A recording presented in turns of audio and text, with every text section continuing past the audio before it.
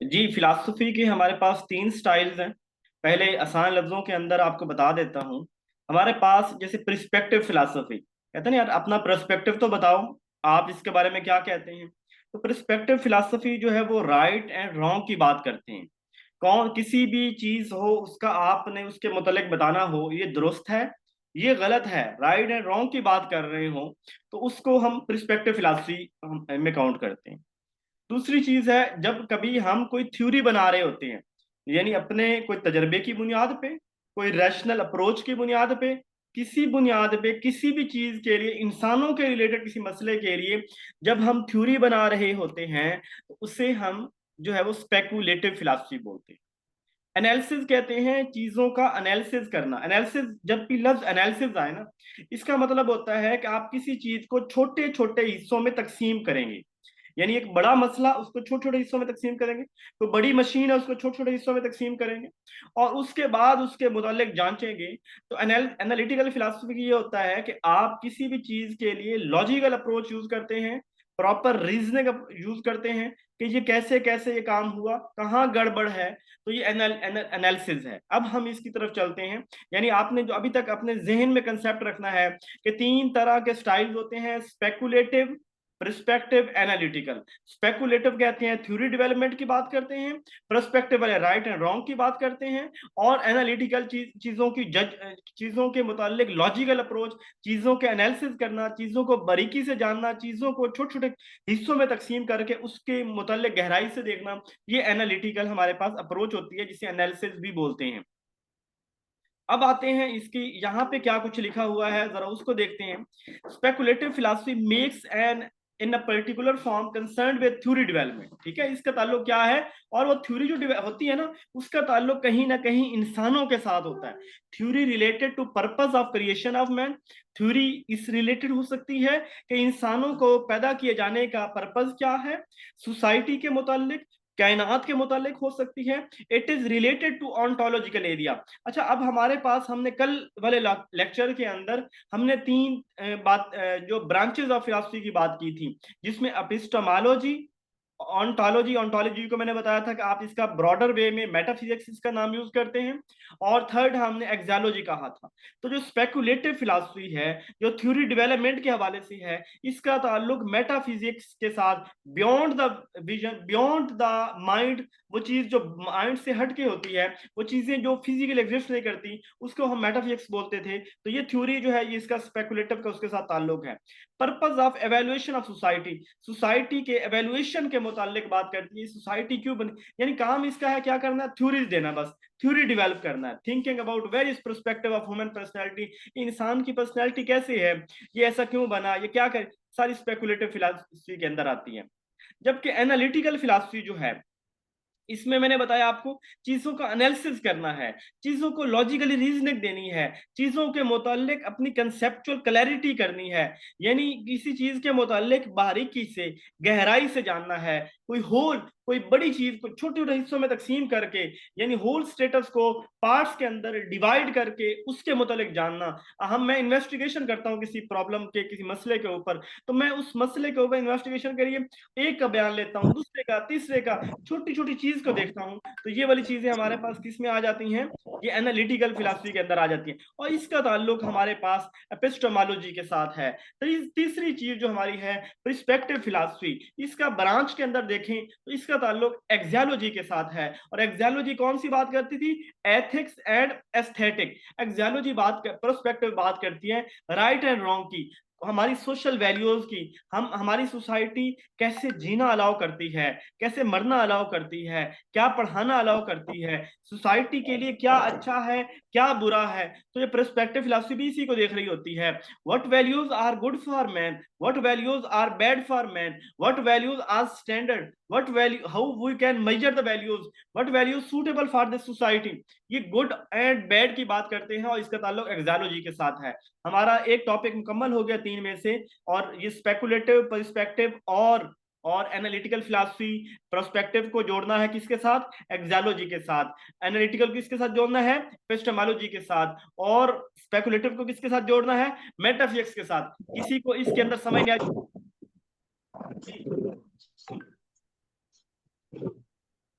इन तीनों के अंदर कोई मसला है? अगले टॉपिक के ऊपर जाऊं? कोई सवाल है कर लें इससे, अदरवाइज मैं नेक्स्ट टॉपिक पे मूव कर रहा हूं। जी शुक्रिया। अच्छा, नेक्स्ट दूसरा टॉपिक हमारा है, वो है आइडियलिज्म।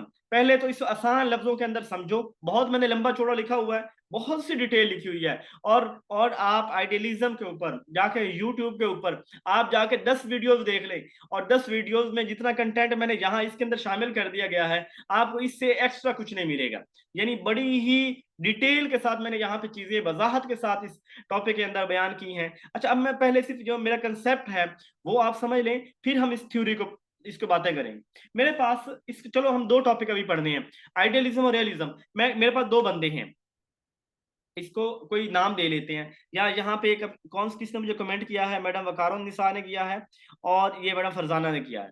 मैं कहता हूँ मैडम वकारुन निसा जो है ये आइडियलिज्म है, आइडियलिज्म की मानने वाली है, और जो मैडम फरजाना है ये रियलिज्म के मानने वाली है। अब इन दोनों की बातें करते हैं कि ये दोनों क्या कहते हैं। अब जो आइडियलिज्म वाली वकारुन निसा है ना, ये कहती है कि जो जो हर वो चीज जो माइंड के अंदर है ना वही असल है। यानी कोई भी चीज दुनिया की एग्जिस्ट नहीं, सबसे पहले माइंड के अंदर होगी फिर एग्जिस्ट करेगी। और वो हर वो चीज जो माइंड के अंदर है उसको अहमियत देती है, जो चीजें एग्जिस्ट करते हैं फिजिकली उसको अहमियत नहीं देती। ये कहती हैं कि आपकी आंखें धोखा खा सकती हैं जो चीज सामने है, लेकिन आपका दिमाग धोखा नहीं खा सकता। ये कहते हैं कि ये जो दुनिया है ना धोखे की दुनिया है, ये इल्यूजन है। यहाँ यहाँ जो सच दिखता है ना वो सच होता कोई नहीं है। ये थोड़ी मजहबी लोग हैं, यानी वकारों से बड़ी मजहबी है, और ये कहती है स्पिरिचुअल वैल्यू को ज्यादा अहमियत देती है। ये माइंड को, ये जो यानी कि जो रूहानी चीजें हैं, ये जो गॉड गिफ्टेड हैं, जिनका वही है, जिनके नजदीक वही वाला इल्म ठीक है, और जो दिमाग के अंदर है ख्वाबों को सच मानते हैं, इस तरह की बातें आइडियलिज्म वाले करते हैं। अब इसके मुकाबले में जो मैडम फरजाना है वो कहती है कि जो चीजें तजर्बे से साबित ना हो वो चीजें मैं नहीं मानती। यानी ये कहती है कि जो इंपीरिकल नॉलेज की अहमियत ज्यादा है, वो नॉलेज जो हम अपने सेंसेस के इस्तेमाल करते हैं, जो मैंने देखा, जो मैंने चखा, जो मैंने सूंघा, जो मैंने सुना, जो मैंने टच किया, वो चीजें, वो जो इल्म है ना, असल इल्म वो है। वो कहते हैं कि पहले चीजें एग्जिस्ट करती हैं फिर माइंड की कोई अहमियत नहीं होती है। वो कहती है चीजों की एग्जिस्टेंस की अहमियत होती है। मुझे नहीं पता कि मेरे माइंड में, किसके माइंड में कौन क्या सोच रहा है, मुझे बस यही पता है कि वो चीज है, वो लकड़ी है तो वो लकड़ी है, मुझे इसके लिए कोई और मतलब ये वाले जो हैं ये हर चीज को एक्सपीरियंस की बुनियाद पे देखना पसंद करते हैं। ठीक है, अब हम इनको थोड़ा सा आपको, थोड़ा सा इसका पता चल गया। एक इंपीरिकल और रियलिज्म वाले यानी हकीकत की बात करते हैं, और एक वाले जो हैं वो मजहबी बातें करते हैं। अब देखते हैं, ये प्लेटो ने दी थी। अब हमने पहले बात की थी सुकरात, सुकरात का शागिर्द कौन है? प्लेटो यानी अफलातून। और अफलातून का शागिर्द कौन है?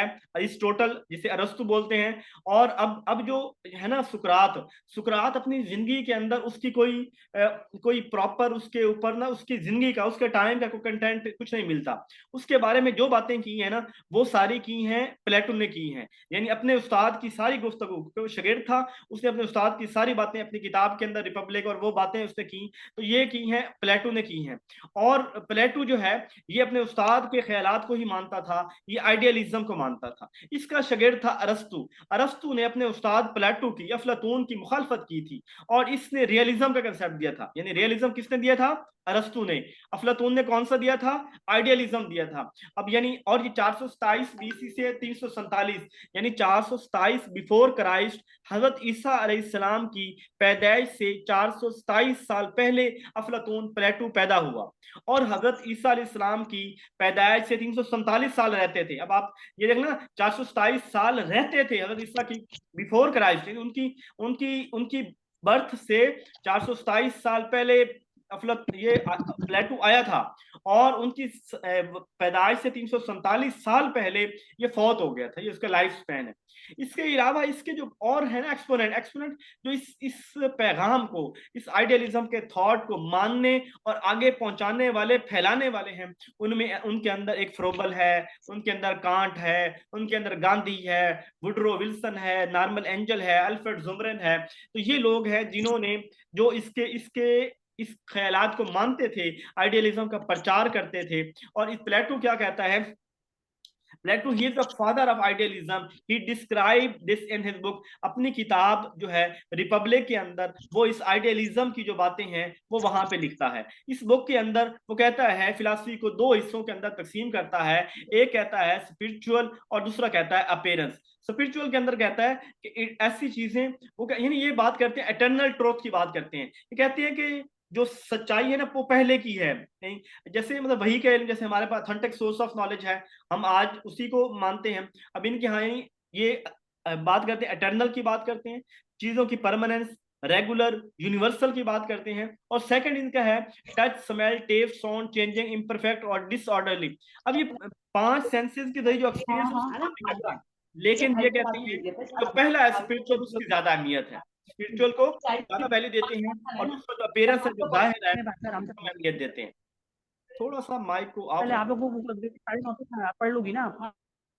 Idealism and utopian society. अच्छा, यूटोपियन सोसाइटी ना, ये एक सोसाइटी की बात की थी इसने प्लेटो ने अपनी किताब रिपब्लिक में। वो कहते हैं इसको मैं ऐसे बोलूं, यूटोपियन सोसाइटी एक ऐसी सोसाइटी थी जहां जस्टिस था, जहां इंसाफ था, जहां एक प्रॉपर रूल्स एंड रेगुलेशन थे, जहां हर एक को उसके हकूक मिलते थे, जहां एक एक एक जस्टिस का, एक विजडम का, एक हारमनी का एक अच्छा निजाम मुसल्लत था। तो आइडियलिज्म ये जो था ना, प्लेटो, हम प्लेटो के मुतालिक डिटेल के अंदर चूंकि ये यहाँ पे आइडियलिज्म की बात कर रहे हैं, हिस्ट्री ऑफ एजुकेशन के अंदर प्लेटो के ऊपर हमने डिटेल में बात करनी है, लेकिन सिर्फ आसान लफ्जों में बताऊं कि प्लेटो एक आइडियल स्टेट की बात करता है। ये कहता है एक ऐसी सोसाइटी हो जहां हर चीज आइडियल हो, जहां कोई कुछ रोला नहीं होना चाहिए, कोई टेंशन ना हो, अकलमंद हो लोग हों, अच्छे हुक्मरान हों, इंसाफ हर एक को मिले, हम आहंगी के साथ अच्छे तरीके से रियासत चल रही हो। ये बात करता है अपनी किताब रिपब्लिक के अंदर। तो यानी यूटोपियन सोसाइटी इसको कहते हैं। प्लेटो की फेमस सेइंग है see with the eyes of mind. वो कहता है कि ये आंखें जो है ना ये धोखा देती हैं, लेकिन जो दिमाग की आंखें हैं ना ये धोखा नहीं देती। वो कहते हैं see with the eyes of mind, दिमाग की आंखों के साथ देखिए। सेंसेस आर एन इल्यूजन, कभी कभी चखना धोखा दे जाता है। हॉर्स डाई एंड, और ये साथ कहता है देखिए एक बड़ा मोटा ताजा आपके पास घोड़ा हो ना, और अगर वो मर जाए तो वो मर गया, कोई उसको याद नहीं करेगा। लेकिन अगर कोई ब्रेव आदमी हो, कोई बहादुर आदमी हो, तो वो मर भी जाए ना तो दुनिया उसको याद करती है। ये कहता है कि वो चीजें जो दिमाग के अंदर हैं, यहाँ मुझे बड़ी बात याद आई। लेकिन ये जो चंगेज खान था, ये जो मतलब पूरे जो हलाकू खान था, ये सारे मंगोल थे, इन्होंने दुनिया के अंदर बहुत ज्यादा कत्लेआम किया।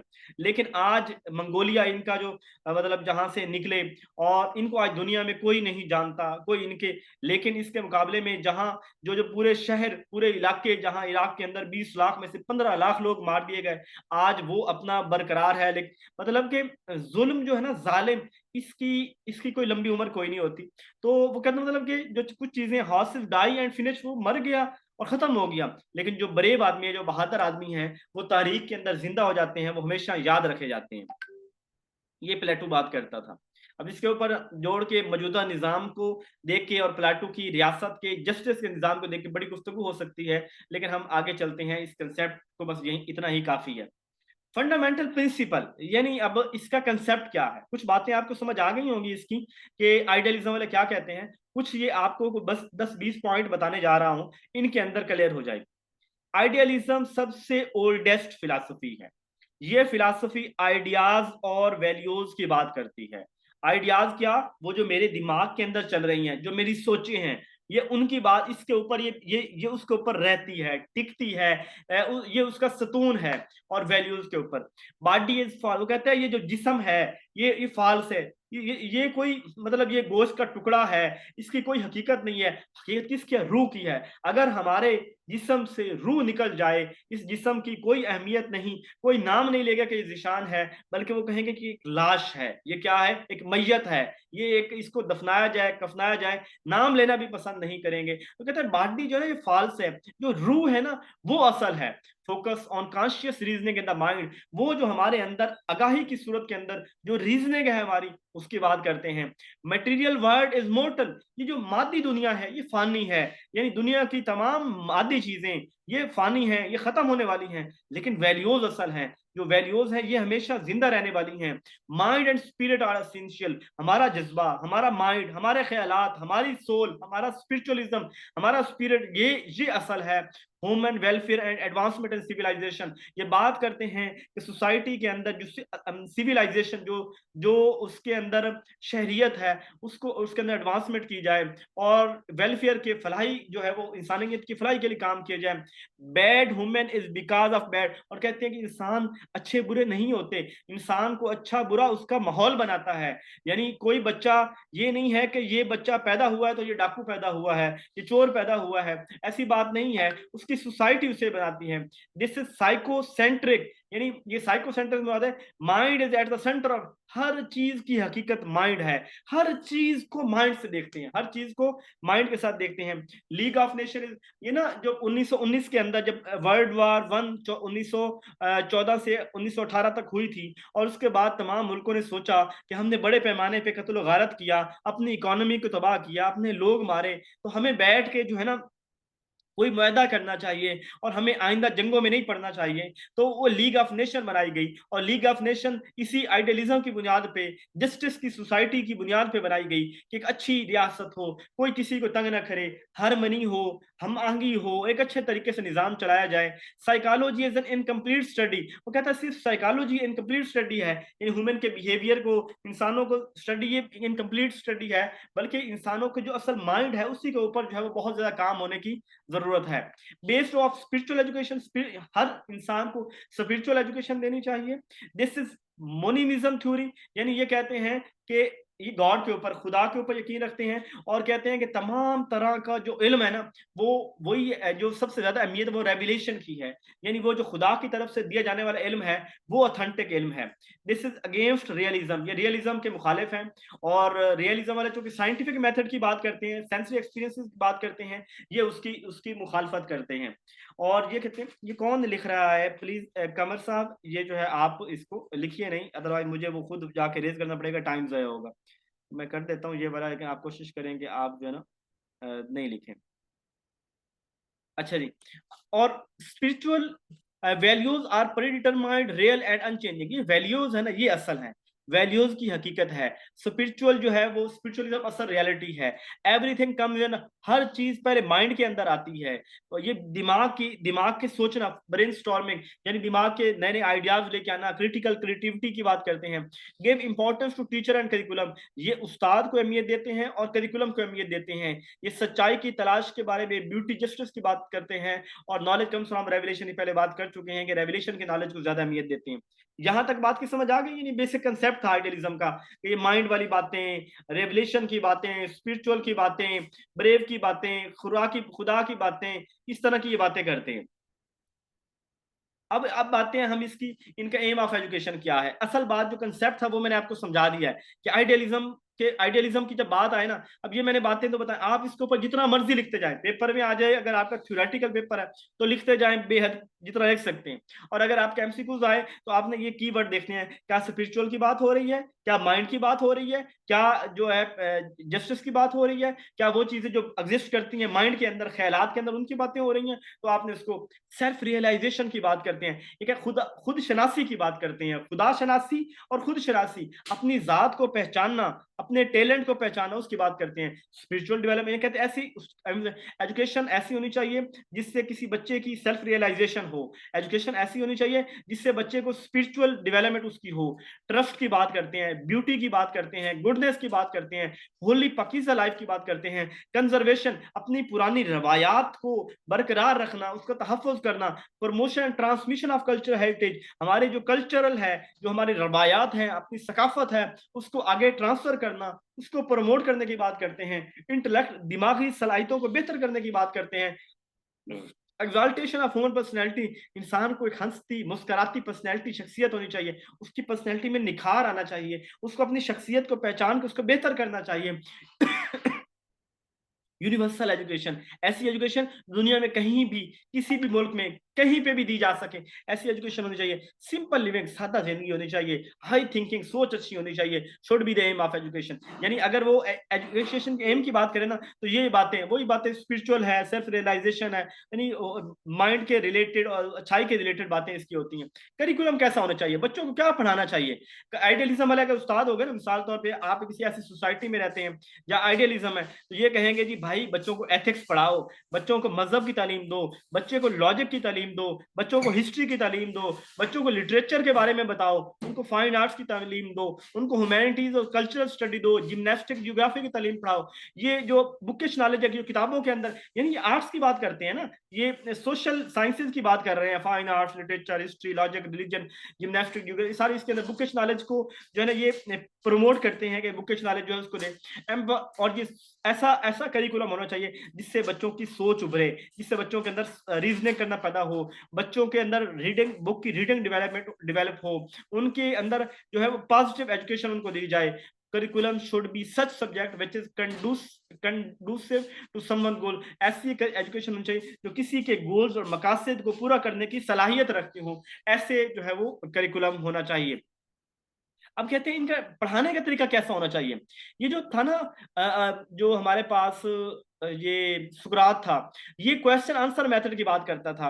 प्लेटो भी यही, यानी कि सवाल और जवाब करना। बच्चा मेरे पास जवाब पूछने के लिए आए, मैं उसको साथ में एक सवाल और कर देता हूँ, तो क्वेश्चन आंसर मेथड की बात करते हैं। कंजर्वेशन मेथड, पुरानी रवायात को बरकरार उनको साथ लेके चलना। डायलॉग मेथड वही डिस्कशन मेथड है। इंडक्टिव डिडक्टिव मेथड, इनके ऊपर हम डिटेल के अंदर बाद में बात करेंगे। कहीं हम मिसालें दे के फिर टॉपिक की तरफ आ रहे हैं, कहीं टॉपिक पहले बता के फिर मिसालों की तरफ आ रहे हैं। एनालिटिकल मेथड, चीजों के मुतालिक बारीकी से देख रहे हैं। Lecture method, book study method, imitation method, यानी ये इमिटेट कॉपी करना होता है इमिटेशन मेथड। तो let the student dreams and follow their their dream. ऐसा मेथड हो कि जिससे बच्चे ख्वाब देखें और वो उन ख्वाबों को, उनको ऊपर पूरा उनके ऊपर चलने की उनके अंदर सलाहियत पैदा हो। तो ऐसा मेथड ऑफ टीचिंग होना चाहिए। कंजर्वेशन होता है पुरानी रवायात को आगे लेके चलना। तो कहते हैं यार बड़ा कंजर्वेटिव आदमी है, बड़ा टिपिकल आदमी है, पुरानी चीजों को, यानी एक कंजर्वेटिव आदमी से मुराद है कि मैं अपने आप के अंदर तब्दीली लेके आना पसंद नहीं करता। यानी ऐसा शख्स, ऐसा के जिसे आज ये बड़ा कंजर्वेटिव है, यानी ये बंदा, वो ऐसा शख्स जो अपनी पुरानी रवायात को हकीकत समझता है, वो अपनी अपनी पुरानी रवायात को बदलना नहीं चाहता, उसे वही हकीकत लगता है, उसे वही अच्छा लगता है, उसी को आगे लेकर, इसे कंजर्वेटिव बोलते हैं, यार ये बड़ा कंजर्वेटिव। ठीक है। Teacher role, teacher role is important. यहाँ पे टीचर रोल बड़ा है, क्योंकि टीचर डोमिनेंट पर्सनैलिटी होती है इसके। नो टीचिंग विदाउट टीचर, कहते हैं उस्ताद कोई टीचिंग उस्ताद के बगैर नहीं हो सकती। डोमिनेंट उस्ताद एक डोमिनेंट पर्सनैलिटी होगी। Inspire student to find soul, बच्चों को इंस्पायर करो कि अपनी रूह को तलाश करें, यानी वही सेल्फ रियलाइजेशन करें अपनी। गॉड एंड डिवाइन पावर, खुदा की और जो डिवाइन, खुदा की तरफ से अता की हुई कोई पावर्स हैं, उनके मुतालिक जो है वो कहता है टीचर्स के पास वो पावर्स हैं। टीचर के हद से ज्यादा एहतराम किया जाए। टीचर डोमिनेंट है, टीचर्स ना हो तो सोसाइटी नहीं चल सकती, निज़ाम नहीं चल सकता। तो टीचर्स को ऐसे समझे कि खुदा ने टीचर्स को पावर दे के भेजा है और टीचर मिलजुल के काम करे, ये टीचर का रोल होना चाहिए। डिसिप्लिन कैसा होना चाहिए, कहते हैं कि बच्चों के अंदर ना इनर डिसिप्लिन पैदा की जाए, यानी उनके अंदर उनका माइंड एंड इंटेलेक्ट को डिवेलप, उनके अंदर उनको ऐसे समझाया जाए कि वो बच्चे खुद ही डिसिप्लिन हो जाएं, यानी उनके अंदर डिसिप्लिन की चाह पैदा की, यानी उनके अंदर ये सलाहियत पैदा की जाए कि बच्चे अपने, उन्हें पता चल जाए कि मेरे लिए क्या अच्छा है क्या बुरा है, और उसके ऊपर वो चलना। सेल्फ डिसिप्लिन, अपनी जात को खुद मैनेज करना। जैसे देखें, हम नमाज पढ़ते हैं और नमाज हमें एक डिसिप्लिन सिखाती है। तो यानी आपके अंदर जो है वो आपका, आपको सेल्फ डिसिप्लिन सिखाना, ये आइडियलिज्म का काम है। रिस्ट्रेन चाइल्ड फ्रेम, ये बच्चों की आजादी के खिलाफ है। ओनली गाइडेड फ्रीडम, ये कहते हैं कि बच्चा कुछ नहीं जानता, उसको बता, उसको गाइडेड फ्रीडम, उसको आप सेट करें कि उसको कितनी आजादी देनी है, उसको फ्री ना छोड़ दे। मोरल एंड रिलीजियस, बच्चों को अखलाकी और उसको रिलीजियस एजुकेशन जो है वो देने की। अब इसके ऊपर क्रिटिसिज्म क्या है, क्रिटिसिज्म ये है, the major criticism is it neglect child psychology, तो बच्चों की साइकोलॉजी को निगलेक्ट करता है। अब जहाँ पे टीचर डोमिनेंट है, डेफिनेटली टीचर अपनी मनवाएगा, बच्चों की साइकोलॉजी को, उनकी फिजिकल सेल्फ को, उनके उनकी अपनी सोच को वो निगलेक्ट करेगा। नो सिग्निफिकेंट कंट्रीब्यूशन, वो टीचिंग मेथड इतने उन्होंने बताए, कोई स्पेसिफिक टीचिंग मेथड इनका ना आइडियलिज्म वाला को नहीं है। भाई डायलॉग मेथड हो, इंडक्टिव हो, डिडक्टिव हो, डिस्कशन मेथड हो, मतलब ये वाली बातें की गई हैं, क्वेश्चन आंसर मेथड हो, डायरेक्टिव मेथड हो, कोई स्पेसिफिक मेथड के ऊपर इन्होंने काम नहीं किया। स्टूडेंट है, इनको स्टूडेंट की फ्रीडम है। जब उस्ताद डोमिनेटर, बच्चे को क्या फ्रीडम होगी? तो वो कहते हैं आज के दौर में ये काम भी नहीं चल सकता। It set no obtainable goals, no final goal. इसके अंदर कोई फाइनल गोल भी नहीं बताता। अब भाई आप कंजर्वेशन पुराने जमाने में चलो, आप रू की उनको खुद शनासी दो, भाई कोई प्रॉपर गोल की बात कोई नहीं करते कि अचीव क्या करना है। ये तो स्पिरिट का जज्बा। अब मैं कहूँगा मैं पर्सनल ग्रूमिंग करनी है, तो पर्सनल ग्रूमिंग तो लामहदूद है, कहीं खत्म ही नहीं होती। सारी जिंदगी पढ़ता रहूंगा पर्सनल ग्रूमिंग के ऊपर किताबें, तो मैं फिर भी अपनी कहीं ना कहीं मेरी पर्सनैलिटी के अंदर कुछ ना कुछ ऐब रह जाएंगे, मैं अपनी जात को मुकम्मल ग्रूम नहीं कर सकूंगा। तो कहते हैं कि ये इनका कोई ऑब्टेनेबल ऐसा गोल नहीं है। मैं मुख्तलिफ जमातों के साथ मिलता हूँ और उनकी वो तहरीकें चल रही हैं, लेकिन मुझे उनके साथ जब मैं उनका मुद्दा सुनता हूँ जमातों का कि इनका, तो मुस्तकबिल में विजन उनका देख के पता चलता है कि कहीं ना इनका कोई ऐसा विजन है ही नहीं कि जो अचीव किया जा सके। इन्होंने धक्के ही खाने इधर उधर घुमा फिरा के। emphasizes humanities, ignore science and technology. Humanity को फोकस यानी आर्ट्स के सब्जेक्ट को फोकस करते हैं, साइंस और टेक्नोलॉजी को इग्नोर करते हैं। It doesn't knowledge individual differences, यानी वो इंडिविजुअल डिफरेंसेस को नहीं समझते। हर बच्चा स्पेशल है, हर बच्चे की खास सलाहियतें हैं, उनके मुतालिक ये बातें नहीं करते, बल्कि सबको एक ही लाठी से हाँकने की बात करते हैं। ये इसके ऊपर क्रिटिसिज्म था। इसकी एक टर्म बोली जाती है वोल्यूशन आइडियलिज्म। वोल्यूशन आइडियलिज्म बोलते हैं कि किसी भी शख्स को ना अपनी चॉइस के अंदर, यानी मेरी इतनी खुद शनासी हो जाए, इतनी सेल्फ रियलाइजेशन हो जाए, इतनी मेरी मेरी अंदर यानी खुद ही को कर बुलंद इतना इतनी हो जाए कि मैं इस काबिल हो जाऊं कि मैं अपनी चॉइस कर सकूं कि what is best for me, कि मेरा अंदर मुझे बताए कौन सी वैल्यूज, कौन सा principle, what is more suitable for you, वो मुझे पता चल जाए। तो वोल्यूशन आइडियलिज्म बोलते हैं। आइडियलिज्म ये ग्रीक वर्ड था और आइडियंस निकला है, जिसका मतलब है टू सी, देखना। ठीक है, ये हमारा था आइडियलिज्म। किसी को आइडियलिज्म के अंदर कोई सवाल है तो वो पूछ सकता है जी। जी, आइडियलिज्म के अंदर आपका कोई क्वेश्चन, इस टॉपिक के रिलेटेड किसी का कोई क्वेश्चन? चलूं आगे, रियलिज्म की तरफ चलूं। सिंपल है, बस खुद शनासी की बात करना, मजहब की बात करना, ठीक है, माइंड्स की बात करना। मतलब एक, आप इसको एक या दो दफा पढ़ेंगे ना तो आपके जहन के अंदर आ जाएगा कि यार आइडियलिज्म का बंदा होगा ना, जैसे आपने किसी ना किसी को, यार वो जो मौलवी है ना, किसी मौलवी को ही लगा लीजिएगा, मजहबी बंदे को, ये आइडियलिज्म का है। ये बड़ा जो है ना, वो हर वक्त ये जिक्र की अहमियत देता है, ये दुनिया साइंस वगैरह इनकी तरफ नहीं जाते। तो नहीं, चाइल्ड सेंटर्ड नहीं है आइडियलिज्म वाले, चाइल्ड सेंटर्ड, ये उस्ताद को अहमियत देते हैं। ठीक है, ये मतलब ये उस्ताद डोमिनेंट पर्सनैलिटी है, बड़ी लिमिटेड फ्रीडम ये बच्चों को देते हैं, ये चाइल्ड सेंटर्ड नहीं है।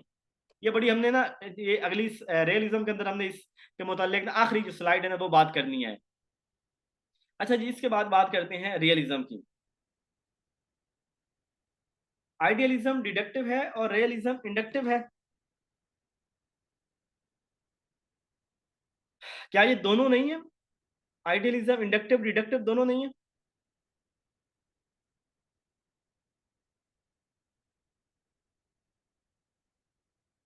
चलिए, मुझे ना इसको, ये कहाँ पे था ये इसका इंडक्टिव,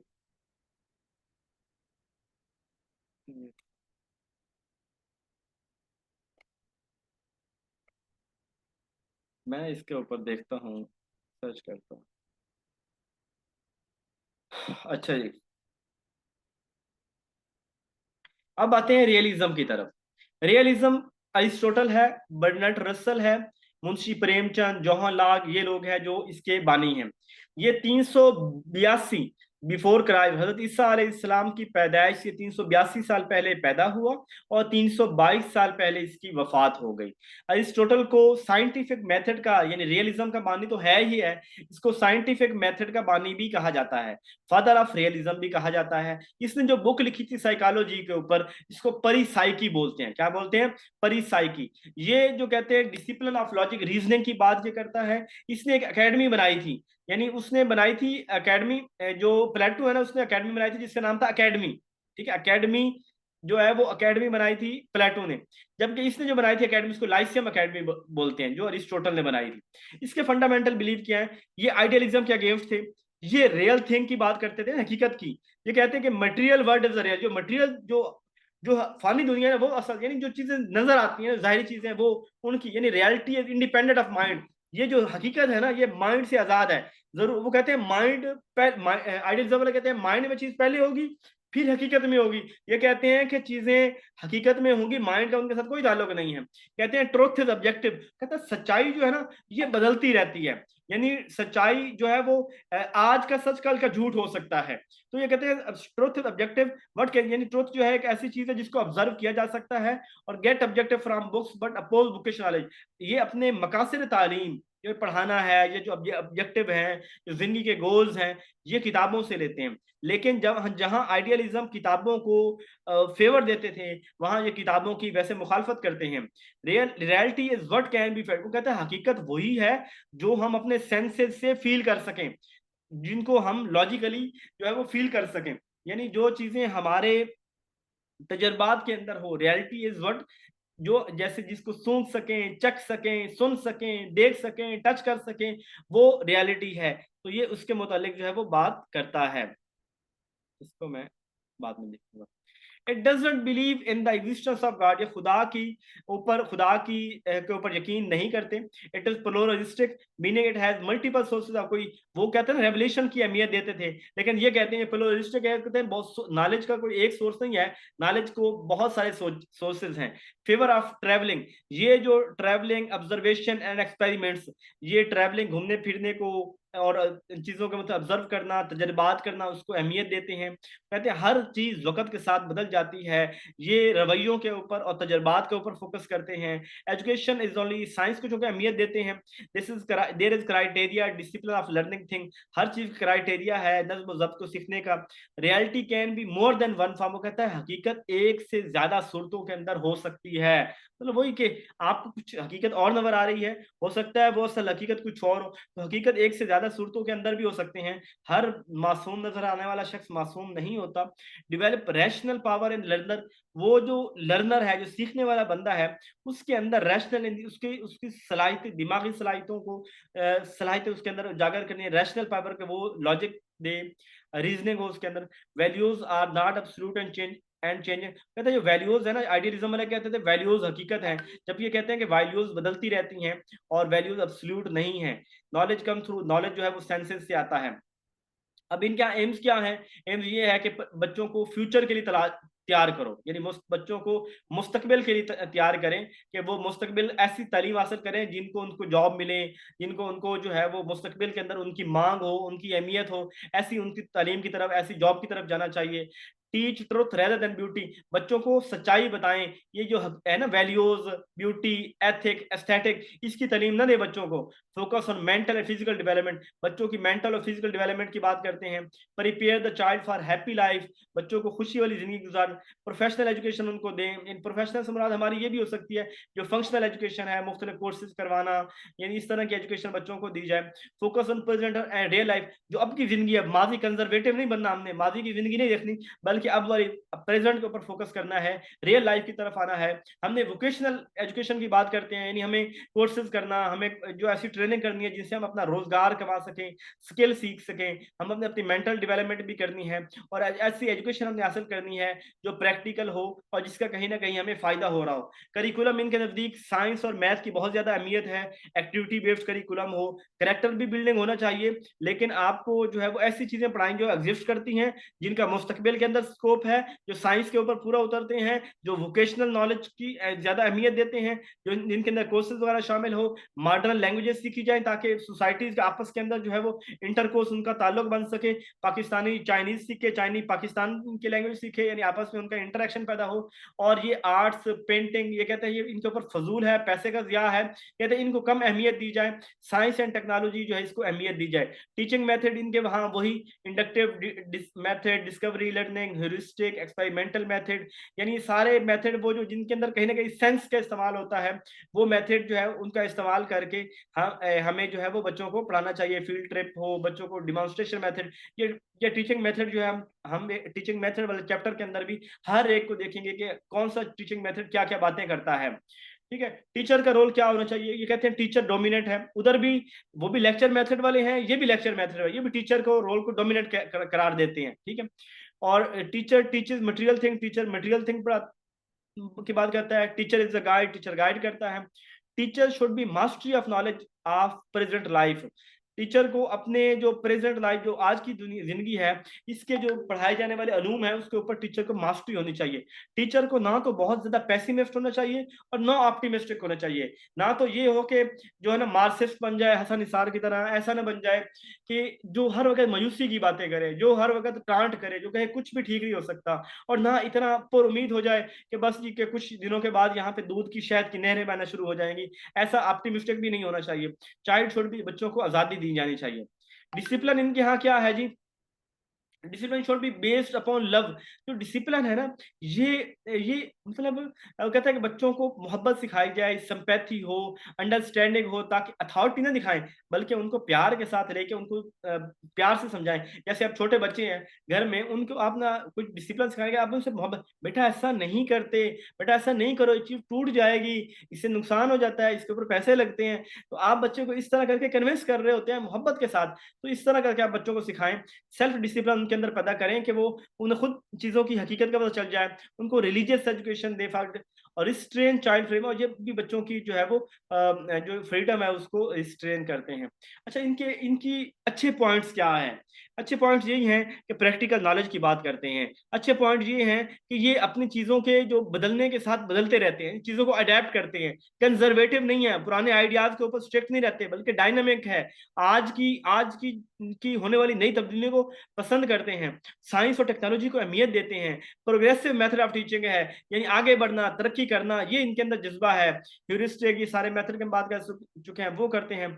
और डिसिप्लिन, सिंपैथी यानी लव की बुनियाद पे होना चाहिए, यानी ये इनकी अच्छी बातें हैं। और इस तरह ये ऑब्जेक्टिविटी के ऊपर फोकस करते हैं।